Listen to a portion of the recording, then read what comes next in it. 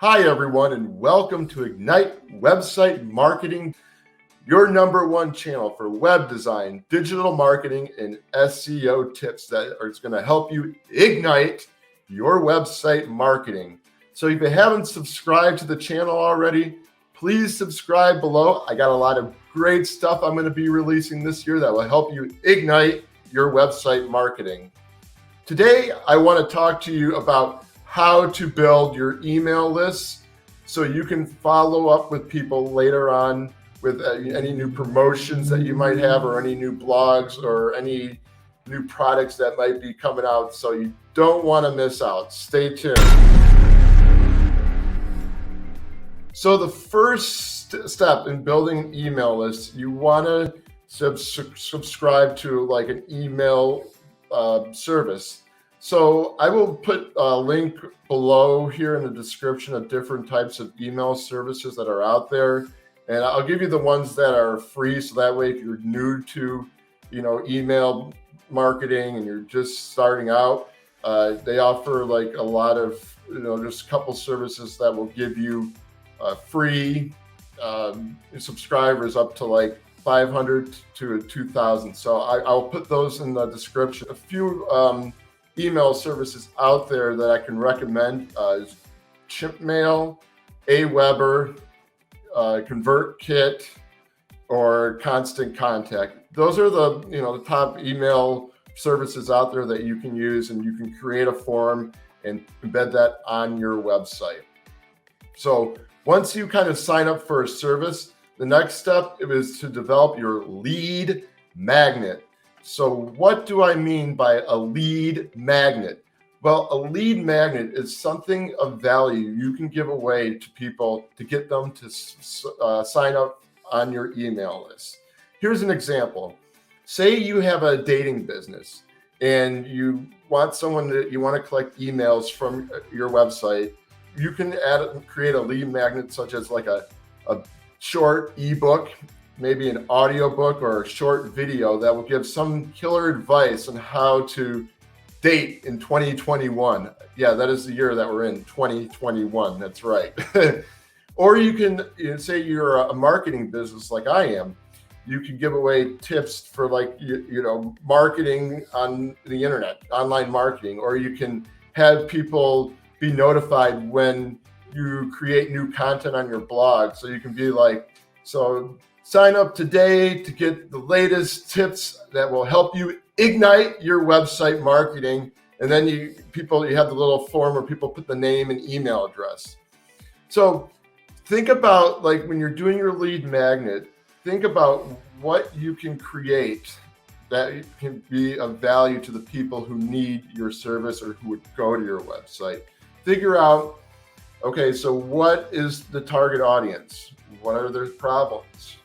How can you solve their problems?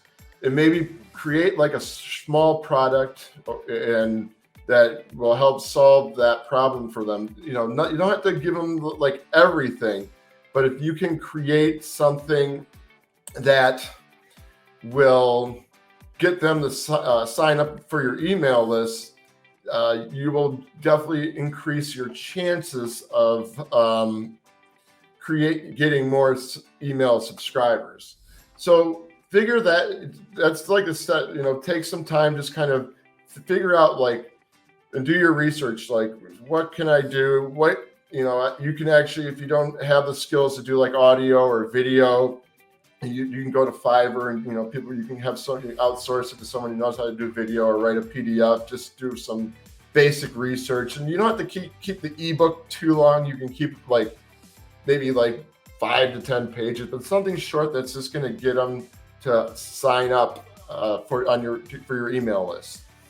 So after you get the lead magnet done, you want to create a form through the email service that you get. So you want to, on the form, you want to just maybe keep it simple and write something that will inspire someone to sign up for your email list. So you can do so you want to learn the secrets of dating? Here are 5 easy tips. And then they can sign up in the email. Something that will capture their attention. Or learn how to master your online dating today with this free ebook or free audiobook. They put that catchy tagline in there, and then people can sign up for the email list. Embedding this form on your website, you can do it in a couple of ways. You can have it pop up, so when the visitor opens the website for the first time, that form will pop up where it shows them, okay, sign up for this, and then they have the choice to do that. But when they exit out, it won't happen again, only unless the cache is cleared on the computer. So you don't have to worry about the form constantly popping up. But even though you have the pop-up, you may want to consider embedding that form somewhere in the body of your website, depending wherever it fits. And maybe when have something next to the form, like a little section that says, learn the secrets of dating success, then list a few bullet points, anything that will just get someone to take action and sign up on your email list. Another place you can put your form on too is in a blog. So say you're writing a great article on how to be confident in the dating world in 2021, or great conversation skill tips for dating. Somewhere in that blog, you can put a form, embed that form, and say, to learn the secrets of dating success, or sign up now, or say something like, want to learn how to have more confidence when you're out on a date? Read this free ebook, listen to this free audiobook, watch this free video. And then so you can embed that, and that will kind of entice someone to take action and sign up for your email list.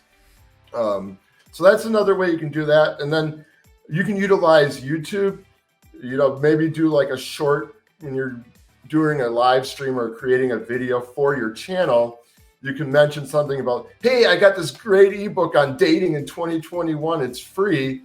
Just sign up. I'll put the link here in the description. And once your subscribers know that you got a link to an ebook, it's going to be on there. And as you continue to grow your subscribers, when they see that video and you mention something about this free ebook, they're going to click that link if they really want to read this book to become more confident dating, or know how to date in 2021. So that's another way you can utilize your YouTube channel and put it on there. Again, going back to your website, if say you want to put a short explainer video, where you're kind of talking about your services on your website, right when the page loads, you can put the contact form next to there and mention that in your video.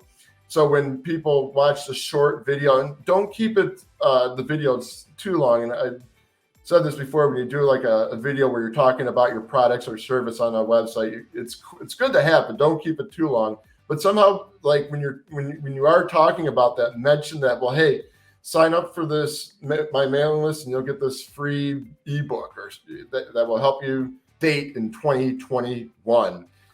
So you want to figure out something catchy that you can you come up with to get the visitor's attention, so they will sign up for your email list. Okay, and then you can also promote when you promote, another way to I gotta take a deep breath 1 second here. Another way to promote your your email list, or if you want to grow your email list too, is when you're joining the social media groups, and you're on there, you're chatting back and forth, and you're just writing posts. You can actually, when you create a new blog, you can embed that, like I said, have that form on in your blog somewhere, or you can have it pop up, however it is you want to do it. And then when you share the link to your blog through the social media channels that you're on, and when you have people who go to read your blog and they see that list pop up, that email contact form pop up, they're going to be like, okay, cool. They really are interested in what your book is. It's going to be, if they feel it's going to help solve a problem for them, they would definitely be down to sign up for the email list, so you have that lead for your business. Another, just kind of in conclusion here now, just summing everything up, it's good to have a contact form or an email list form, whatever you want to call it, on your website too, because when people visit your website, someone might not want to do business with you at the moment. And if you have like your email sign up form with a lead magnet on there, that person might be like, well, cool, I get a free piece of value. I get a book or I get a video. I'm going to get on the email list, and they're going to want to sign up. And the cool thing is, when you start doing your email marketing and you're promoting your services or blog, or whatever it is you're doing with your email service, that because you had that one, because that one visitor left their email address on that form, you're going to be able to reach out to them later, and that's going to help increase your chances of getting that customer. If it's not at the moment, it's going to help, might inspire him in the future.